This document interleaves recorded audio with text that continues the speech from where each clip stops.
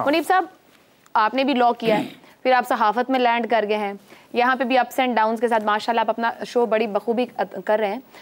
आप यहाँ ना होते, लॉ भी ना करते तो कहाँ? अच्छा, मैंने जो दो चीज़ें मैं समझता हूँ कि अगर मुझसे किसी ने एक दफ़ा पूछा कि what is the best thing about you,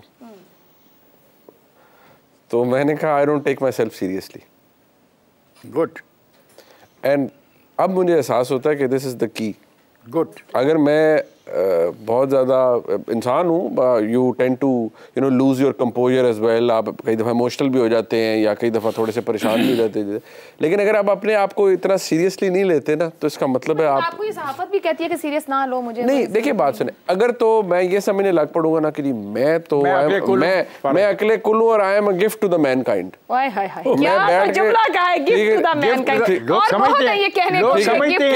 यार तुसी छड़ जाओ, तुसी सारे फारग हो, मेरे को तज्जिया लगो। नो, सही। और दूसरी चीज़ जो मैंने सीखी है कि अल्हम्दुलिल्लाह I am not in a rush, ठीक है जी।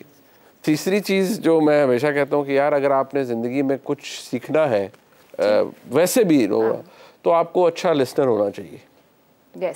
अगर आप सुन ले, और हाँ अभी भी कई मेरे बहुत से दोस्त हैं मेरे जिनसे मेरा बड़ा ब्रादराना ताल्लुक़ है, मैं नाम ले लेता हूँ, जैसे इरशाद भट्टी साहब हैं, वो उनसे मेरी बहुत फ्रैंकनेस है, मेरे भाई हैं वो, और मैं उनको मैं हमेशा कहता हूँ क्या बात है आप दोनों की। नहीं, मैं उन्हें कहता हूँ इरशाद भाई आपको अल्लाह ने बहुत इज्जत दी है, तारीफ करने नहीं मैं उन्हें कहता हूँ अल्लाह ने आपको बहुत इज्जत दी है, साथ ही मैं कहता हूँ लेकिन आपका तज्जिया निहायत बदबूदार है। हाय बस बात यहाँ खत्म करते हैं मनी साहब के ऊपर। मतलब मेरा उनसे इतनी फ्रैंक, तो मैं ये कहता हूँ कि मैं उन्हें कहता हूँ मेरा उनसे इख्तलाफ 200% का होता है, लेकिन ये आपकी ज़िंदगी में आप ये सीखते हैं कि जो आपको लगता है कि यार ये तज्जिया नहीं है कुछ और है, ये तो तेजाब की बोतल है। मतलब है फिर पॉजिटिव नेगेटिव अट्रैक्ट्स आप दोनों में की ये खूबसूरती है। हाँ। ना आप तो बहुत कुछ करती हैं। ट्विटर पे तो वो बहुत कुछ हाँ, वो ट्विटर पे मैं आना चाहती हूँ लेकिन थोड़ा उसके आगे अच्छा वो मैं कई दफा ना ट्विटर पे मैं कहता हूँ यार ये ट्वीट जो है ये किस दैनिक कैफियत में बैठ के लिखी होगी, यही नहीं बताएंगे, एटलीस्ट देखते तो है ना।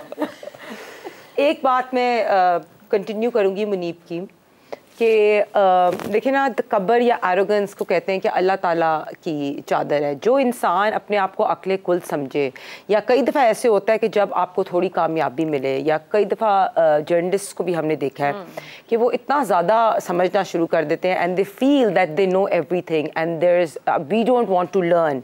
सो I think that is where your downfall starts. तो आई थिंक ये बिल्कुल सही है, we need to be breaking our comfort zone, we need to be learning, evolution is the key. And Iftikhar साहब ने बिल्कुल सही कहा कि उस टाइम के जो तज्जियाकार थे या जो लिखते थे वो लोग, जो उनकी कामयाबी थी वो आई थिंक इररिप्लेसेबल है। और अभी तो क्वेश्चन मैं भूल गई हूँ। आप इतना कुछ कर रही हैं, कोई ऐसी चीज जिसका पैशन होता हो कि मुझे ये एक रह गया या मिसिंग है या मुझे ये करना चाहिए? अल्हम्दुलिल्लाह I am very happy with all my decisions in life. मैंने जब अपना MBA किया उसके बाद मैंने अपना फैशन बिजनेस स्टार्ट किया, तब भी मुझे ये था कि आई डिडंट वांट टू, मैं किसी नेशनल मल्टीनेशनल में जॉब नहीं करना चाहती थी।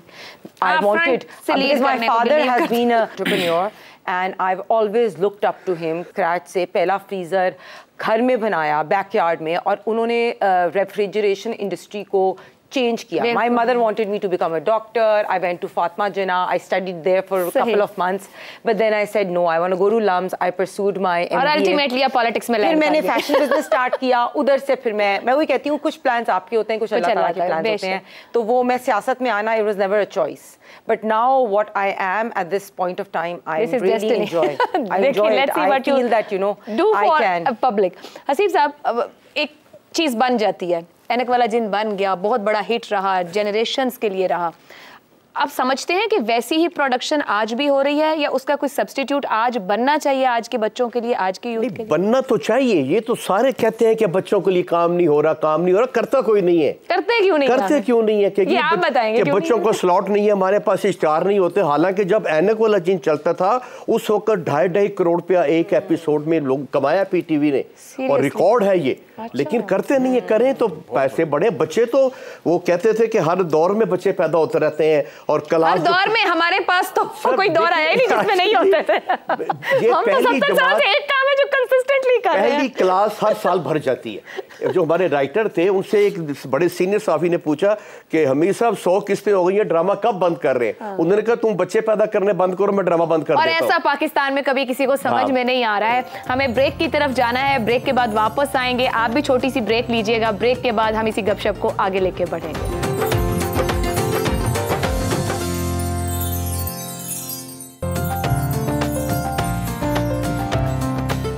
अस्सलामुअलैकुम। ईद अपनों के साथ में एक बार फिर आपको खुशामदीद कहेंगे। हम गुफ्तगू कर रहे हैं कि ईदें कैसी थीं, कैसी हो गई हैं। हमारे ये मेहमान इफ्तिखार अहमद साहब, मुनीफ फारूक साहब, हसीब पाशा साहब और हिना भट्ट साहिबा कैसी ईदें मनाते हैं ये तो आप जान चुके हैं। ईद के लिए तैयारी कैसी करते हैं, और जहाँ पर आज हम खड़े हैं हमारे जो हालात और सूरत हाल है इस पर भी हमारी गपशप जारी है।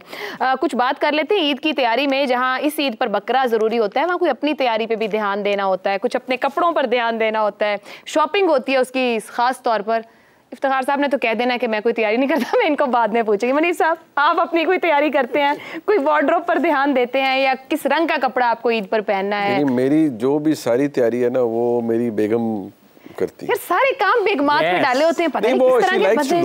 वो उनका एक पैशन भी है, शौक भी है। आपका अपना कोई सेंस ऑफ फैशन, कोई मुझे इंटरेस्ट होता है, मुझे ये आई एंजॉय दैट के बच्चों को लेके जाना, बेगम को लेके जाना, I like to take them out. बच्चों को देख के भी सोचते हैं कि इनको क्या खरीद के दूं या क्या इन पे अच्छा लगेगा, या वहां भी नहीं?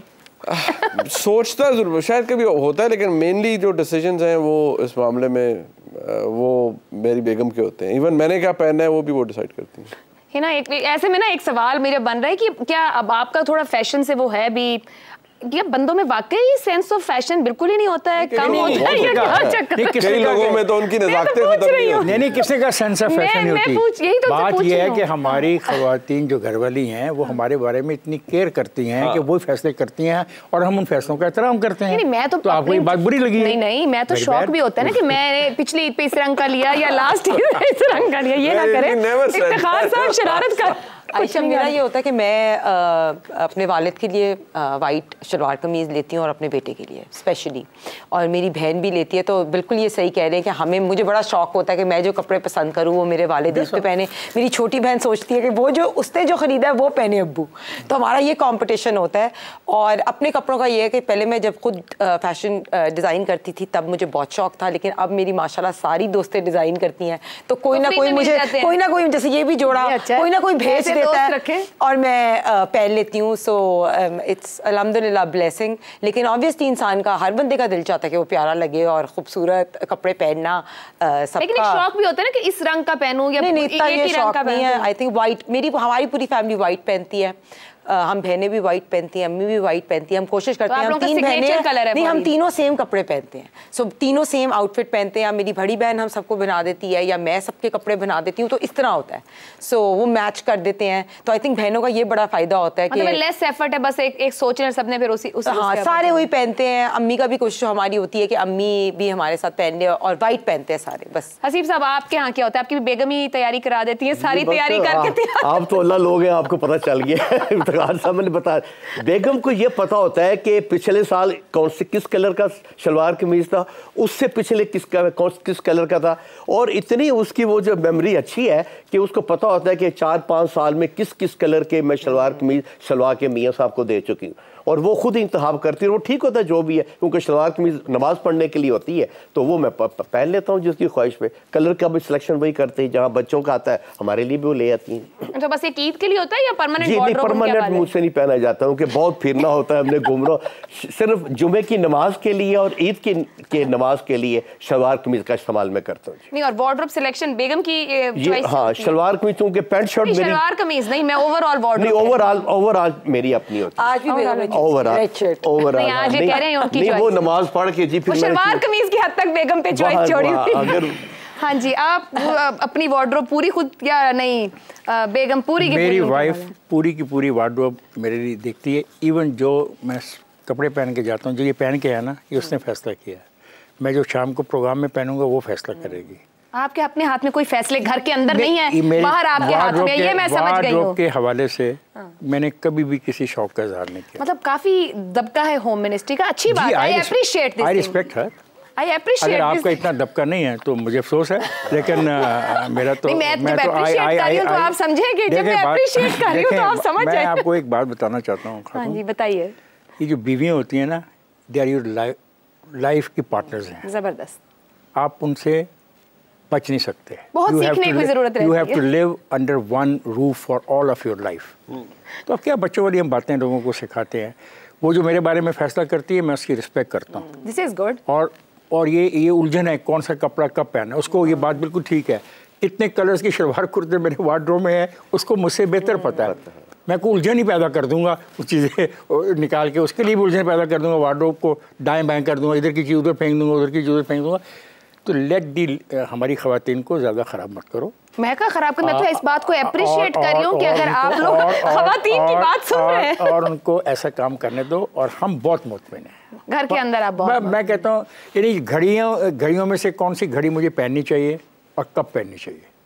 क्या बात है इफ्तिखार साहब, ये तो कुछ इतनी बड़ी बात है। सूट्स हैं मेरे सूट हैं, लोग भी सीखें, तमाम मर्द हज़रात सीखें। उन सूटों के साथ कौन सी टाई सूट करती है और कौन सी टाई में पहले इस्तेमाल। ये आप बचपन से ऐसे थे या आप शादी के बाद ऐसे हो गए? बचपन में तो ऐसा नहीं था, शादी के बाद। नहीं बचपन आप माँ की सुन रहे होंगे ना, मतलब इतने सबमिटिव तो नहीं। मेरी अल्लाह बख्शे मेरी हमेशा से इफ्तिखार साहब इतनी सबमिटिव। नहीं अल्लाह बख्शे मेरी बहन जो बड़ी थी, she used to look after this entire thing कि मेरे कपड़ों शपड़ों का वालदा के बाद वही ख्याल करती थी और मेरी वाइफ करती है। मैं कह रहा हूँ हर चीज़ वो सेलेक्ट करती है कि क्या करना है। इवन जो ये जुराबें हैं, नहीं वैसे मैं इसलिए हैरान हो रही हूँ कि आपके साथ बड़ा अरसा काम भी किया है और आपका जो मिजाज है और काम करने का और चीज़ों को हैंडल करने का, वहाँ आपने कुछ कह दिया और मैंने कह दिया और बता दिया तो फिर आप उससे पीछे तो नहीं होते आधा कदम भी, और आपके वो गुस्सा भी मशहूर है। तो ये आप तो एक मुख्तलिफ इफ्तिखार अहमद हैं जो घर के अंदर हैं।